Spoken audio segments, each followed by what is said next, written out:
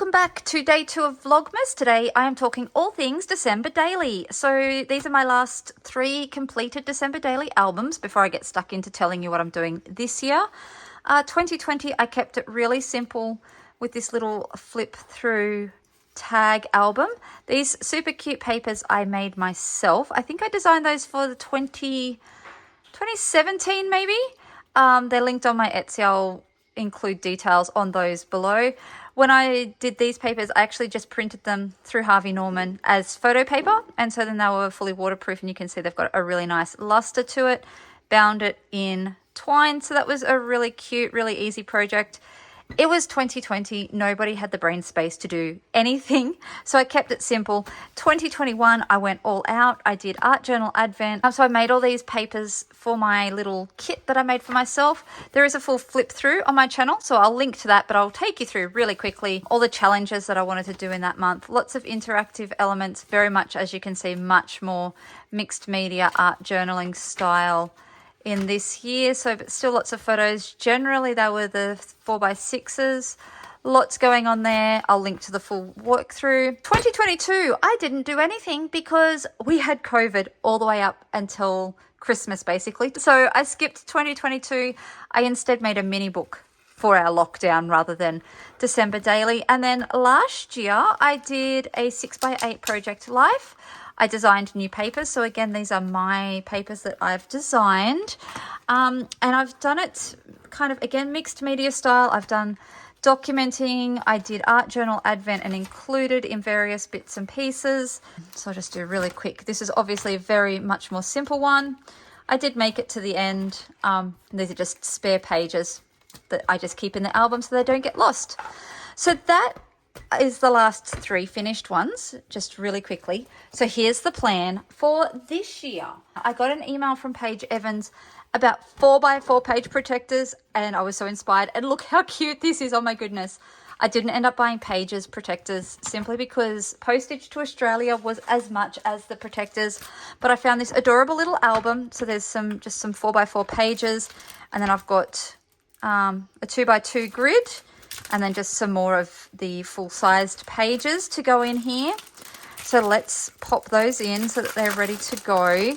It's so cute. I thought this could be a super fun format this year for something a little bit different. I do try and change up my December daily each year. I've previously done traveler's notebooks as well. I've done regular scrapbooking, lots of different things I've done over the years. And so yeah, so I tried to at least not repeat the previous year's option. So I'll put those in there. I am a bit sad I didn't get the other pack because it was 3x3, which I thought would be really cute, but that's fine. So we've got those in there. Now the downside of this, you can see there's a bit of a pattern on the picture. I'm just going to pull this off.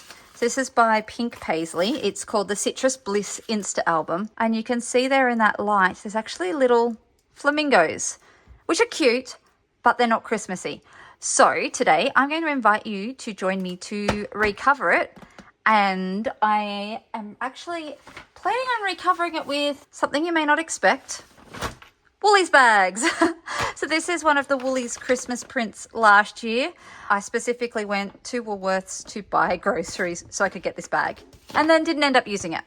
And then this is this year's one. They're both so cute, and I'm not quite sure which one to do. I'm just trying to get a feel for the scale of it. I feel like I prefer this pattern, but I also feel like the scale doesn't work quite so well on this smaller album. So maybe if I use this one, but if I just, because I don't particularly love the oranges, I think I'm not actually going to have much choice. I think I'm going to have the oranges. I guess I could go like that, couldn't I? I've got the bells, the trees and the stars, and then the oranges will just disappear over there. Let's go with this bag, which really surprised me. When I started the video, I was fully intending to use that one, but looking at the scale now, I'm not so sure. So let's get stuck in and let's get this cute little album recovered. So first thing I am going to do is, you can see it comes pre-marked with cutting lines, very convenient, though I actually don't think I will cut those. I'm actually going to come in under the bottom here.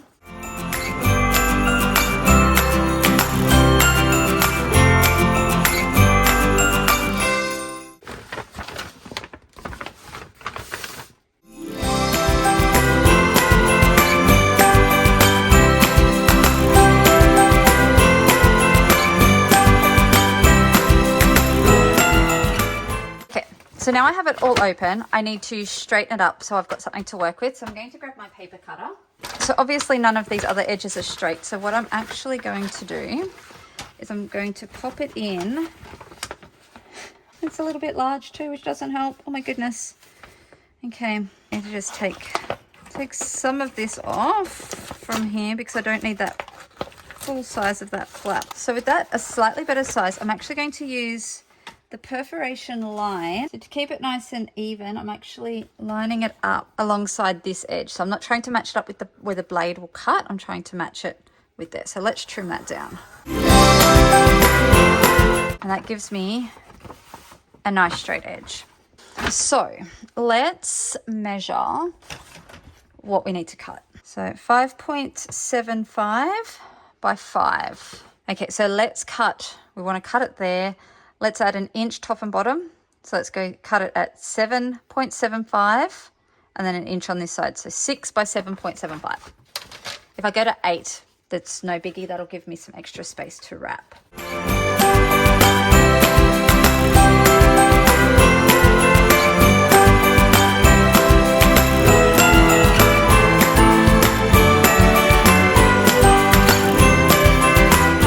So I'm thinking that perforation there will be what wraps around the bottom. So if I put that just below 5.75, that should then give me my top where I need it to be. So there we go. Now I could measure and sort it out, but I'm actually going to just put it like this, go there, and I'm going to use the album itself. So because this is raised, you can kind of see there that's raised. So I can bump my paper up against that and know that it's really nice and firm. So that's in place. And I'm just going to pull, again, that's nice and firm, like nice and sharp there. So I can just pull that up like that. And that gives me my nice sharp edges. You can see that that's actually folded right on the edge of that bell, which I don't love. So what I might do is I'm actually going to fold it myself just on the outside of the perforation. I'm going to run my finger along there. I could grab my bone folder out as well. So I'm actually just going to leave just that bottom one folded. We'll attach this and then we can fold that firmly.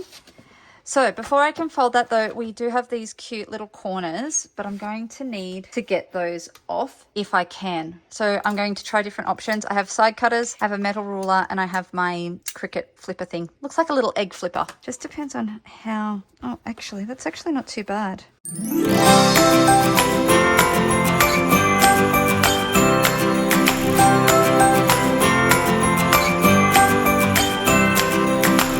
And I've got it off and it's actually not really overly damaged. So I'll put that aside. Let's get this other one off.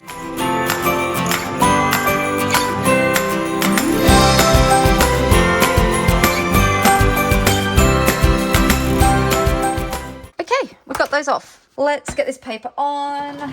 I'm going to use Mod Podge, one of my favorites. So I'm going to use this brush here, which is my bookbinding brush. I'm going to open this up and I'm going to put it on the side of the bag because we can't use that side for now. So let's use that as scrap. Okay, so we're just going to give it a nice generous coating. I'm going to come in right along here because that's going to be a weak point.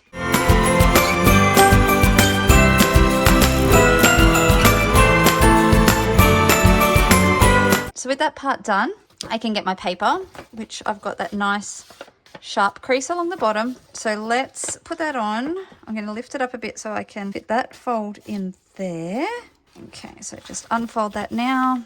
Now I was a bit concerned because the flamingos are embossed. I was a bit worried that they would come through. I was nearly going to get some modeling paste to fill it in, but in the end I thought this paper is probably firm enough that we don't overly need it. Look at that, that's so cute. Okay. So now it's just a matter of, so I might actually do this edge in first. I think it's going to give me a neater, so I'm just going to trim.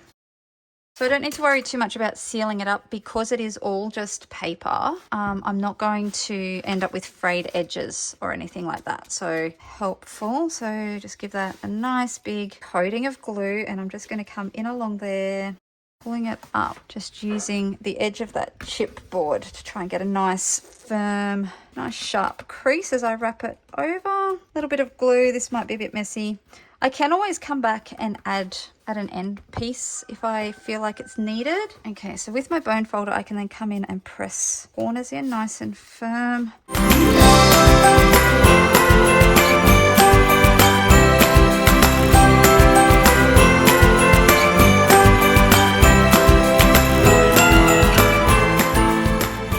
Applying extra pressure on that corner because there's extra folds in there.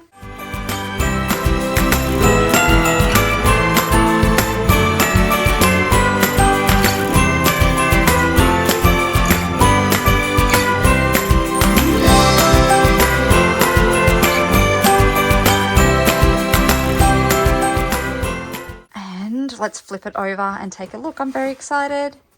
Oh, that is so cute. So all that's left to do now is re-add on these little grips for the corner.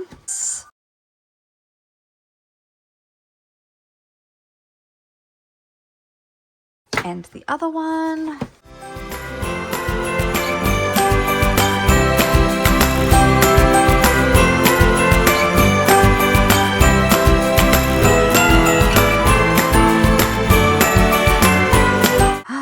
Oh my goodness, that is adorable. I'm super excited.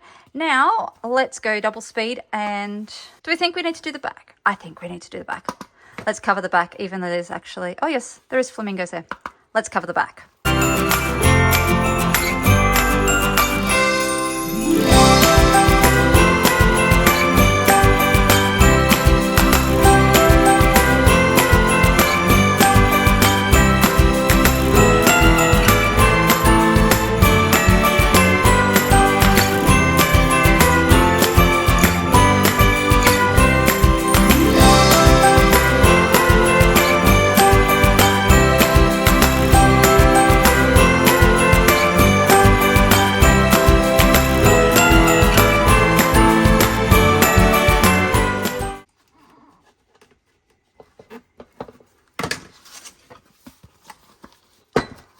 And there we go. One customized grocery bag photo album. Shout out to Woolies. Season's hottest scrapbooking paper. Isn't it so cute? I am so thrilled with that. That gold works in really well with that. So thank you for joining me for this project, and pop back tomorrow for day 3 as I set up my trolley ready for all those projects that I have going on.